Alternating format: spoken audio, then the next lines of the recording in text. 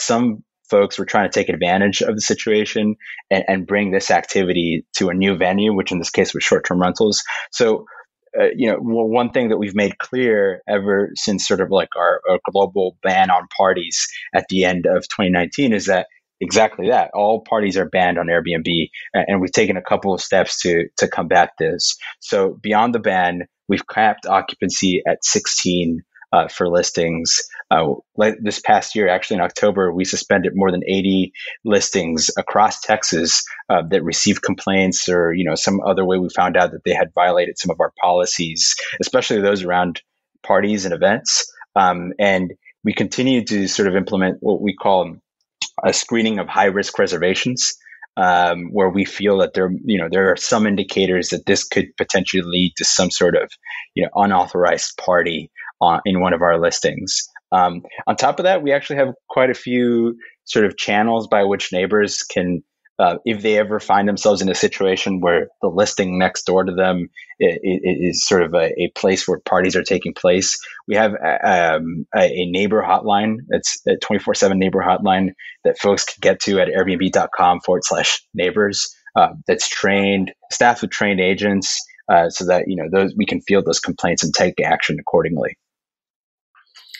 Luis, you guys know so much about travel at Airbnb, and I have to say, your Airbnb magazine is something that if I find it while I'm in a local pharmacy or something, I love to pick that up.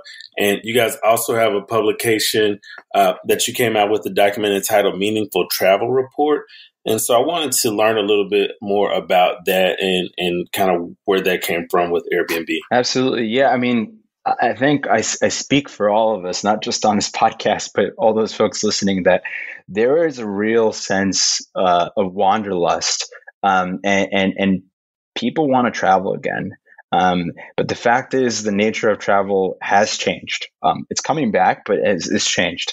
And what we're seeing from some of the data that we've collected and some of the polling that we've done is that there's an even greater sort of intentionality between the sort of this collective desire to connect with folks. And so, it may have been the case for a lot of your listeners that the few trips or the little traveling that they did do in 2020 was obviously much more thought out, much more planned out, and maybe in smaller groups, and in many cases, in most cases, I'm sure, with family, right?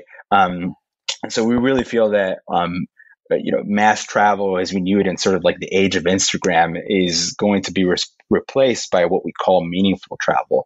And so people aren't necessarily yearning to go to Times Square. What they're yearning to do is see their friends and family. And like I said, we've done some polling that points to this. More than half of Americans that we polled in a recent poll that we conducted say that they want to, the first thing they want to do as soon as it's safer to travel, as soon as they feel comfortable traveling, is see their friends and family. And so, this I think really points to what we're calling meaningful travel and just sort of the changing nature of travel. This is Deconstructing Dallas. Ryan Trimble, Shawn Williams. We're visiting with Luis Briones, the Texas Public Policy Director for Airbnb here in Texas. And we're going to take a quick break. Stick with us. We'll be right back.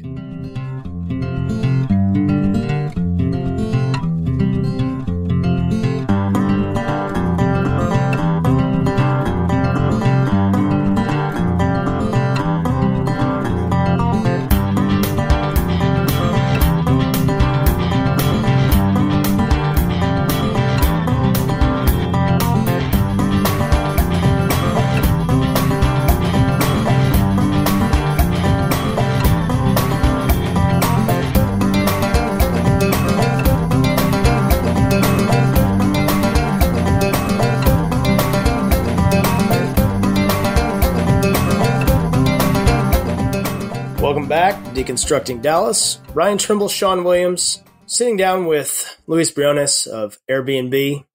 Now, before the break, we were discussing Airbnb's recently released Meaningful Travel Report, and I am definitely looking forward to some meaningful travel soon.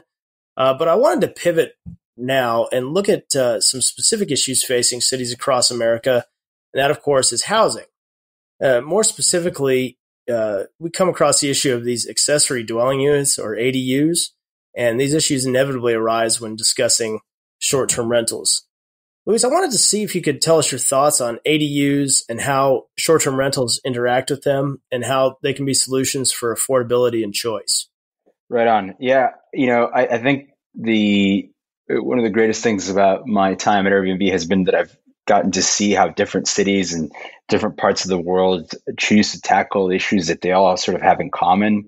And affordability of housing and availability of housing is one thing that a lot of urban centers, a lot of cities, not just across the country, but across the world are sort of coming to grips with and sort of trying to find very creative solutions for how to solve those issues and those challenges. And it was actually in California and some of the work that some of my colleagues have done there that I really started getting to know what ADUs were even about. Prior to my work at Airbnb, I did not know what an ADU was. I just thought it was a funny sounding acronym.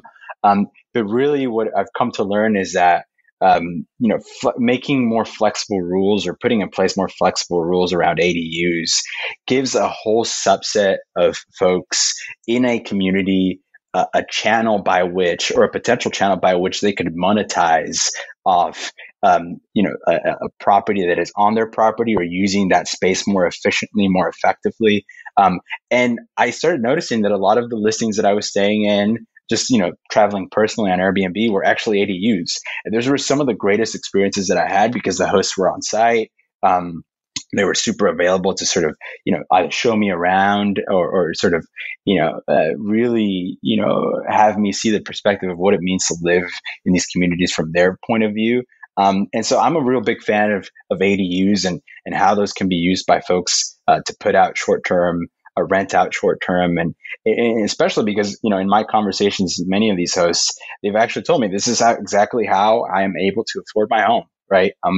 Turning what would otherwise be my sort of like my biggest cost, my biggest investment in life, which is my home, and sort of finding a way to have it work for me, and doing so in a way that folks can't say that I'm not being sort of a responsible agent here, and it's helping me stay in my community. And so I think it's a great thing, and one thing I think we'll start seeing more of in the next years will be this focus on ADUs and just different ways in which we will sort of live in cities in the future, because sort of the traditional paradigm of just building out 3,000 square foot homes for everyone, I think just doesn't make sense anymore. Yeah, and another good thing about ADUs and having so many of them, I don't know a lot of people who are going to an ADU to have a party, have a blowout party, So I just don't think that that's happening.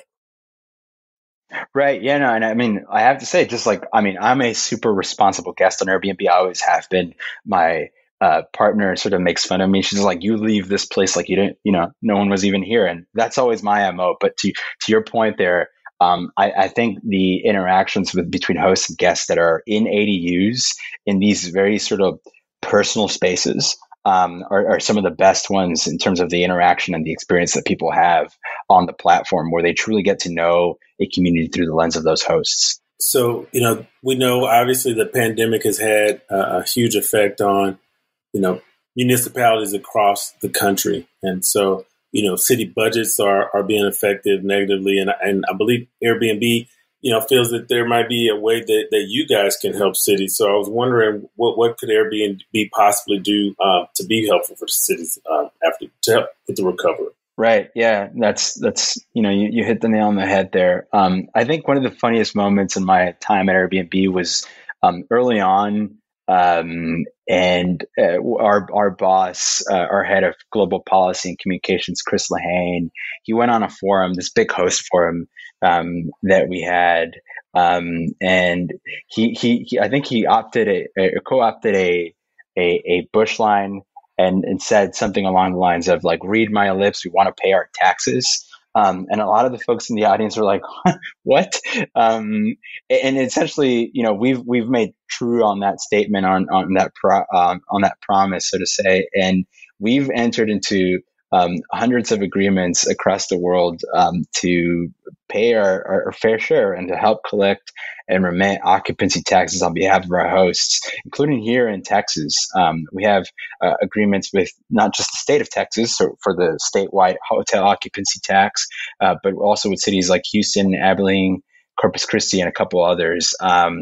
We really, support rules that require that platforms such as ours collect and remit these lodging taxes on behalf of our hosts, just because it also makes their life easier, beyond sort of being helping us be a sort of responsible party in the cities.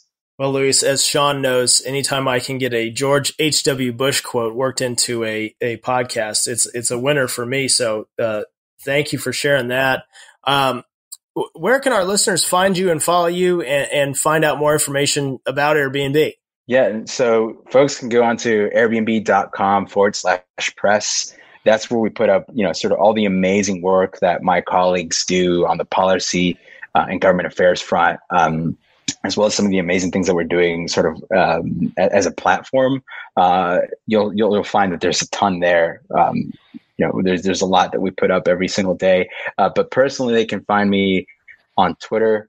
I've tried to get more active on Twitter. I think it's a great forum. So they can find me at twitter.com/J Luis Briones. Well, Luis, we appreciate you for coming on with us. Thanks for sharing more about the work that you do. We're familiar with Airbnb and fans. So we look forward to chatting with you again. Thank you, folks. Thank you for having me. This is Shawn Williams with Ryan Trimble, Deconstructing Dallas. We'll be right back to close it out right after this.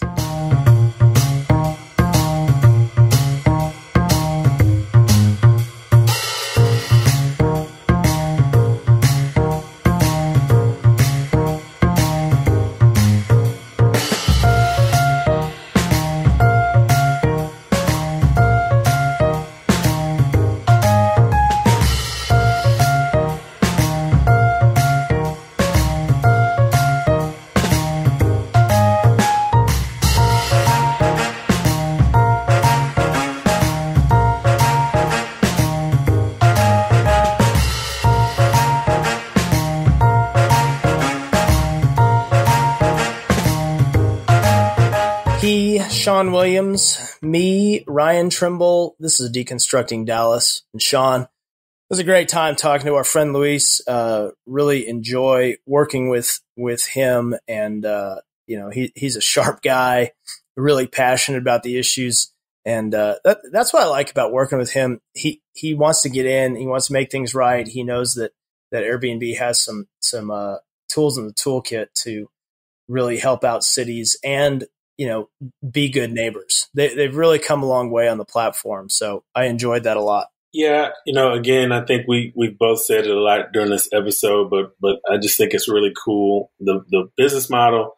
And, I remember when they first came online, it took us a second for me to understand exactly how it worked. And, they're really good about letting you know who's a super host, and you get to read reviews and you get to make informed decisions based on the information that they share with you. So I think, I might have said it to you off, I've not had a bad experience. And so it was really good talking to someone who really knows the business and, again, talk to us about some of the things as their business continues to evolve. So that was really cool. Yes, sir. It was cool. So, let's look at the world of sports for a minute. This is the weekend of the big game, Shawn. Who you got? Yeah, I think our podcast has gotten so big that I don't think that the NFL is monitoring, so I'm not sure we can say what it's called. That's correct. For the big game, I have Kansas City. That is without hesitation. Man, I marvel at what Tom Brady's doing. Never been a huge fan of his, but I mean, as far as just respect level, I do have a lot of respect for what he does on the football field and the fact that he's not that much younger than me, and yet, he's doing stuff with his body I haven't been able to do in like 20 years. And so, props to him, props to Tampa for, picking up Brady and seeing where that could go. But man, I really like Kansas City. I like Andy Reid. I think Kansas City's defense is really stepped up from last year, even though it seems like the offense is a little bit off, but I feel like they can turn it on to whatever level they need to win. Yeah, well, I think you're probably headed in the right direction, but I also